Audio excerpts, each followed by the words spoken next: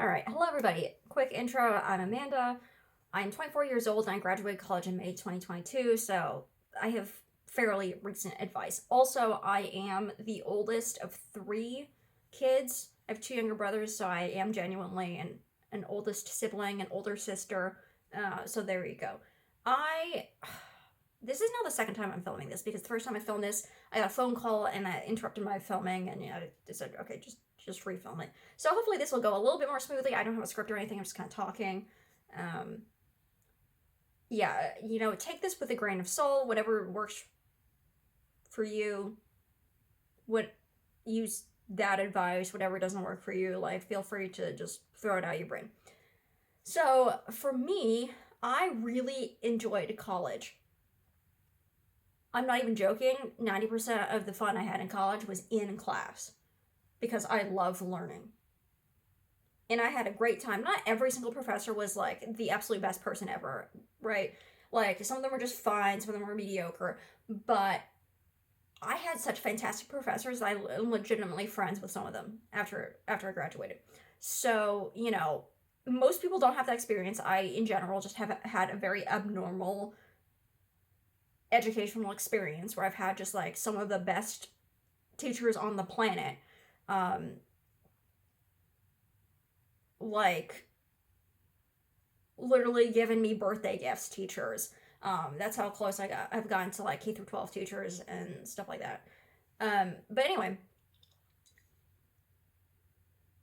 I was always somebody who loved school.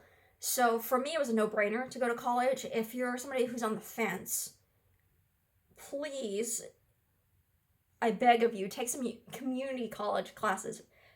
There's some weird stigma about community college classes in some circles. Um, and just like throw that in the trash. Community college classes are great for the budget and they're great for people who don't know whether they actually want to go to college or not.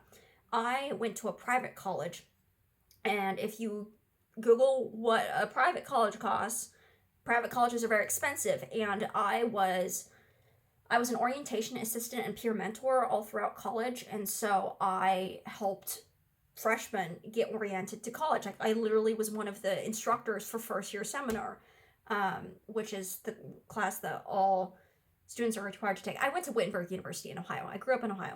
Um, they have FYS. Now it's only a one semester now. It's not a full year anymore, but it used to be a full year. And we would teach stuff that freshmen should know, like how to write an email, which sounds kind of silly, but there's proper email etiquette, okay? Um, and, clubs, how to get involved in clubs and things.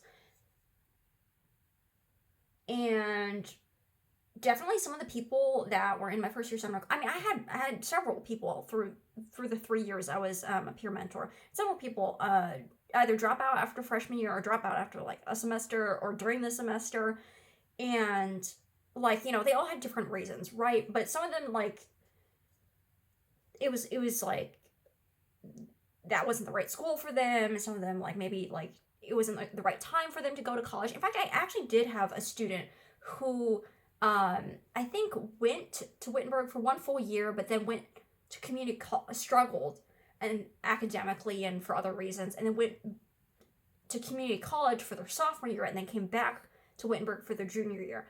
So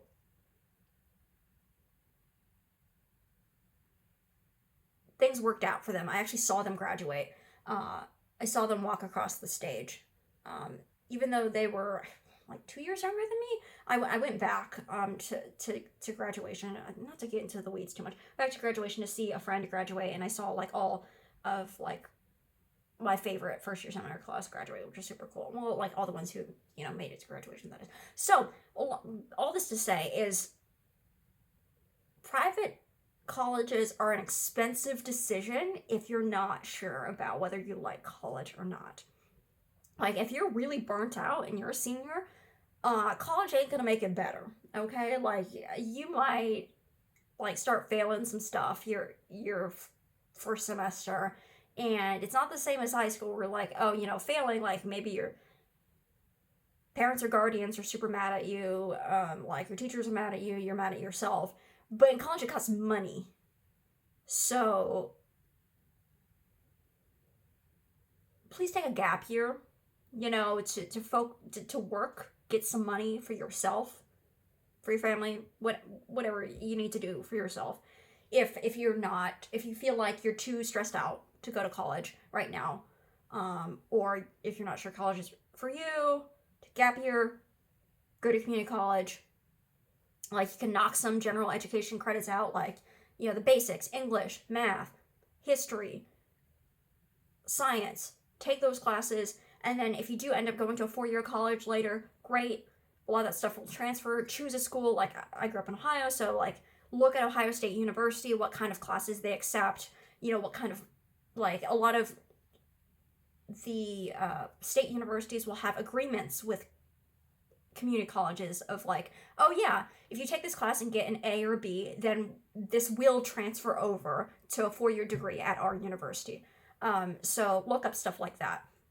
They're generally, I know that there are, like, official Ohio government websites, and there's official Ohio State University pages that give you all this information. Your state may be slightly different, but please do look that stuff up. Or go to trade school. That's always a good option too. If you're not somebody that's really, like, into the whole book learning thing. Like, don't feel bad. I know I have known really smart adults who didn't go to college, or who got, okay, so I know people who are, like, getting their PhD, and actually, like, that's something that I would like to do with myself eventually. But one of the smartest people I've ever met has a bachelor's degree. Never went and got a master's or a PhD or anything, doing the same position as people who have a PhD. He's a research scientist, and now, like, took him decades. If you go and get, like, a master's or PhD, you can, like, get some of, like, those research positions more easily and more quickly, because the graduate degree is the training for a research position job. But there are many ways, there are many paths to take in life. I think I've really mostly said the main points already, and this video is getting quite long, but I'm always a super chatty person anyway. Yeah, just evaluate where you are mentally, where you are financially. Did I talk about? No, I didn't. I talked about it in the first recording, but I didn't talk about it here. I was going to talk about private colleges and how much they cost, because I went to a private college. But I'll talk about that in a minute. Where you are mentally, financially,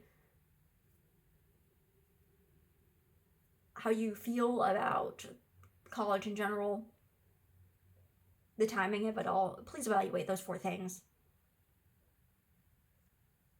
before. I mean, honestly, you could go to college, you can go for a month and decide this ain't it, and then drop out. Like, no shame in quitting. I'm actually a graduate school dropout. I applied, got accepted into a PhD program, and then dropped out because it was not a good fit for me ultimately. But that still costs money to go to college for a month and then drop out. So, best to try to figure it out before you go. Anyway, now the private college thing. So if you Google a private college, I went to Wittenberg University. I'll just say it straight out. Like, if you Google my name, like, you can find lots of information about me, like, just on, like, LinkedIn. So there's no mystery there. You look at Wittenberg University prices, and you look at, say, like, Ohio State University, you might think, holy crap, only rich people can go to private college. Not necessarily. Okay, don't quote me on this, because I'm just kind of going off of vibes here. But generally speaking, I think if you have about a 3.5 GPA or above out of the 4.0 scale, your academics are good enough to get enough in academic scholarship money to make private college the same price as a public university, such as Ohio State University, or cheaper than the public university, which was the case for me and my 23-year-old brother. Now, he didn't want to go to a private university. He absolutely wanted to go to Ohio State, and he did, and he graduated from it, Ohio State, and loved it. But for kicks, he applied to my college as well, and I think it was something like $4,000 or $6,000 a year cheaper for him to go to Wittenberg than it was ultimately for him to go to Ohio State. And by year, I mean like 2 semesters, so 1 full calendar year. That's no small potatoes. $4,000 to $6,000. My brother and I both took AP classes. He also took College Credit Plus classes. So, at least in our school, and I think generally in Ohio, I don't know about how this is across the country, but college classes are weighted more, so then it becomes a 5.0 scale. He had something like a 4.7 GPA. I graduated, if you use the 5.0 scale, I graduated with like a 4.1 or 4.2 GPA from high school. He had like a 4.7 GPA, and Ohio State University only gave him $2,000 off his tuition a year.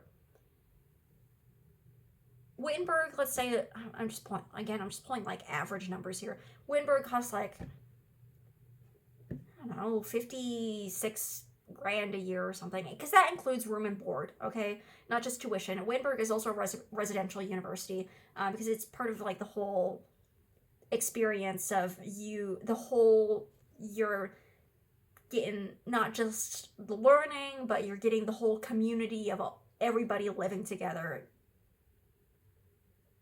during those 4 years or 5 years or 6, however many years you take. So you absolutely have to pay the room and board unless you live within half an hour drive of the university. So anyway, after all the scholarships and stuff, it would have cost him like 20 grand. Down from 56 grand. Well, it cost him like 20 grand or 18 grand, something like that, to go to Wittenberg. Instead, he paid like 20 grand or 22 grand a year to go to Ohio State University. Anyway, so if you want to go to a small liberal arts college like I did, just apply, and you might be surprised at how affordable it might end up being. Now, like, it's still a lot of money. I'm not gonna lie, like, that's $20,000 a year is a lot of money. Like, I went to college for 4 years, that's $80,000. You're like, okay, you can't buy a house with that, but you can buy a couple of cars with that, brand new cars. So I'm not saying it's chump change, but if you're in a financial situation where, like, you're either, like,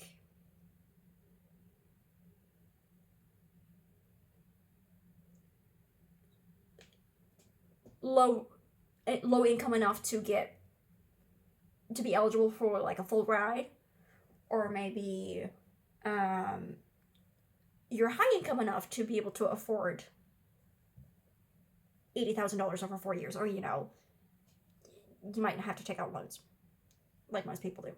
But if you're in a financial situation where that might make sense, consider a private university, if that's something that you're into. I can do another video, and I am thinking maybe I want to do a video about just very basics, what a small liberal arts college is, because, like, or not a small liberal arts college, just a liberal arts college in general, but they just tend to be small. It's the vibe.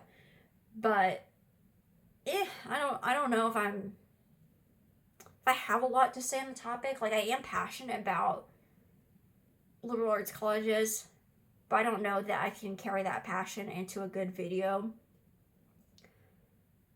So we'll see if I ended up making that video. But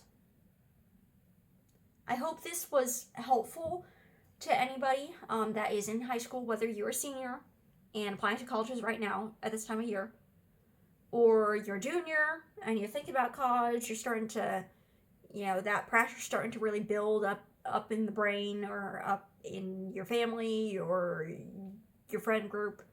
Or, you might be a freshman or sophomore in high school and you're just like, what happens after I graduate high school? What do I do after that? hope this provided some clarity to all of you and didn't make you more confused. And if I did make you more confused, I hope I planted some questions in your brain that will help you end up making whatever is the best choice for you. So, thank you for watching, and I hope you have a great rest of your day, and I will see you and talk to you later.